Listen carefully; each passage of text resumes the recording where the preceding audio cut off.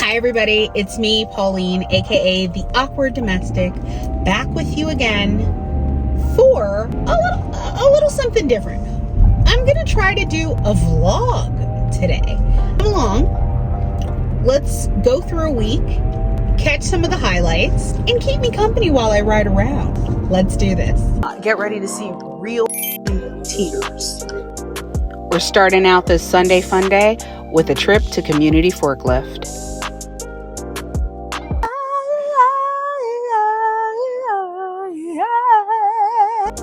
Fight me on this if you want to, but the only way to shop is to be fully immersed. That means you should be singing and dancing along to the music in stores.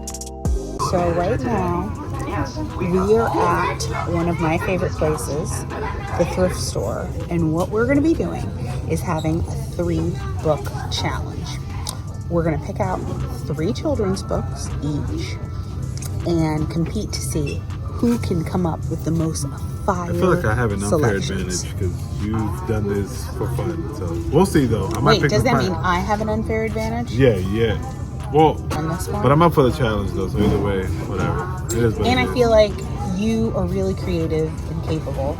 So let's see. Blue, ready? This is the blue. Set. Go. Oh, wow. The Phantom Toll Booth. Classic.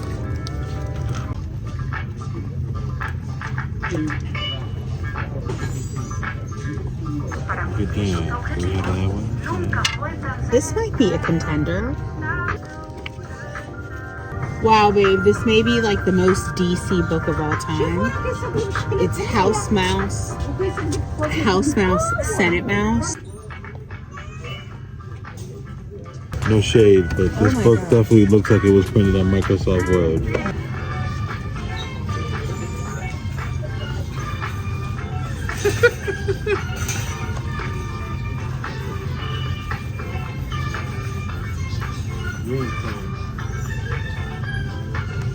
That's a kitchen. The Polar Express.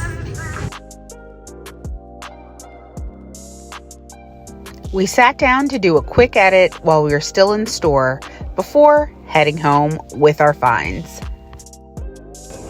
Date night.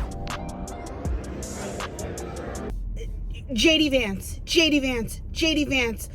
I'm going to be honest, these crazy executive orders have been getting to me, and now minor inconveniences are setting me off.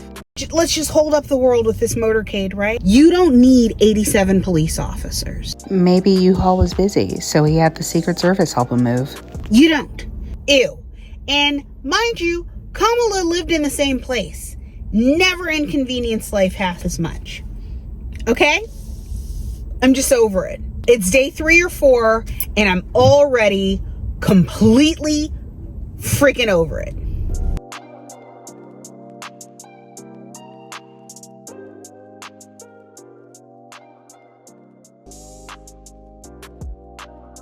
We are about to go over the books that we selected when we went to the thrift store for our competition.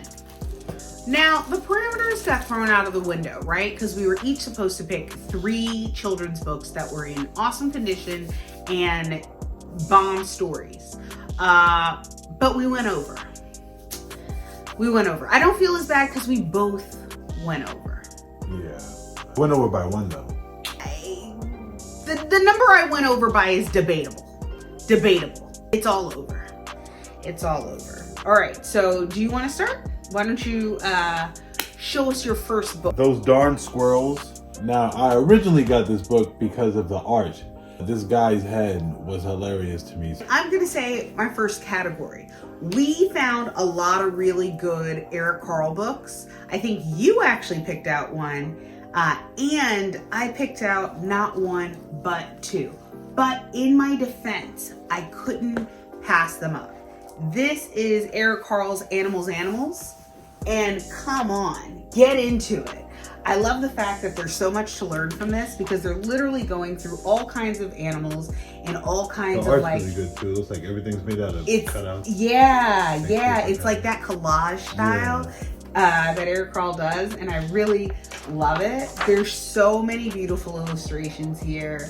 And each of the animals, actually, instead of him writing the words, there's a poem by like a different author, which I just think is so nice. In the same vein as animals, I also decided to go with The Very Busy Spider.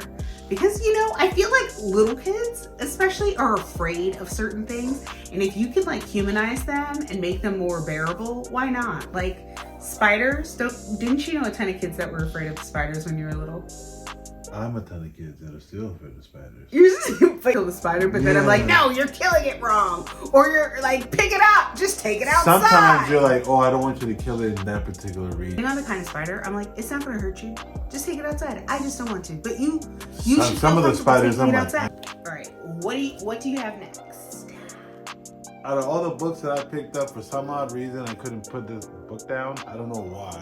Penguin's Big Adventure, and I think it has a very cute ending, and I don't want to spoil it. Yeah.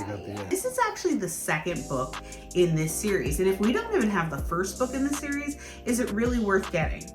So in my edit process, I had put this one down, and then we're walking out of the store. Lo and behold, the first one in the series is just sitting there staring at me. I hadn't seen it while I was going through the shelves, but I found Lost and Found, which is actually like award-winning, super cute. The illustration, again, really gets us. I didn't know any of this going into, so she had an advantage. She knew like certain authors. Yeah, She's done this before just offhand, so I was like, okay, whatever, I'm going in blind. But I think you did great. I think I did all right. The Penguin book is pretty good. All right, so far, I'm 4 books in. I've already gone past our 3 I've done book what, limit. 2? Yeah, 2. All right, and back to Team Eric Carle. Why don't you show us your Eric Carle? It's Sleep Tight with a Very Hungry Caterpillar. The great thing about this one, it tells a story and it has like little pop-outs, which is great. It's awesome. Oh, that's right. Now we're gonna shift away from Eric Carle. Pretty awesome, but my man Mo Willems really puts it down when it comes to Elephant and Piggy. That's a pretty good book. Yeah, when I saw this one, I was really excited because in this one book, it's actually pretty thick. It's a series of 5. And in here we have, I'm invited to a party, I will surprise my friend, Happy Pig Day, Waiting is Not Easy, and the Thank You book. So 3-book challenge said 3 books and I'm picking up a 5er. Yeah. What am I thinking? Cheating. Well, you already went over a long time ago. So I was just like, okay, I mean, I get it. The last book that I have, it's actually a cheat. I fell in love with this book because it is why did the chicken cross the road joke basically over and over again. And you get it in like how many different art styles like that. And they're awesome. Yeah. The jokes are really corny, but it's just like the art is really, really good. Premise of the book is 16 different children's illustrators come together to illustrate 1 page each, double-sided, telling why the chicken crossed the road. And the art is just really good. Yeah, I'm a tree hugger, so my last book, when I saw it, no surprise, had to pick it up. It is huge, right? It's curious questions and answers about our planet. It's pretty awesome. It takes you through all sorts of different questions that kids and sometimes even adults might have. Is there life on other planets? Why does the Earth need the sun? How much did we end up spending? $25. Yeah. And the highest book was like what, like $4? Yeah.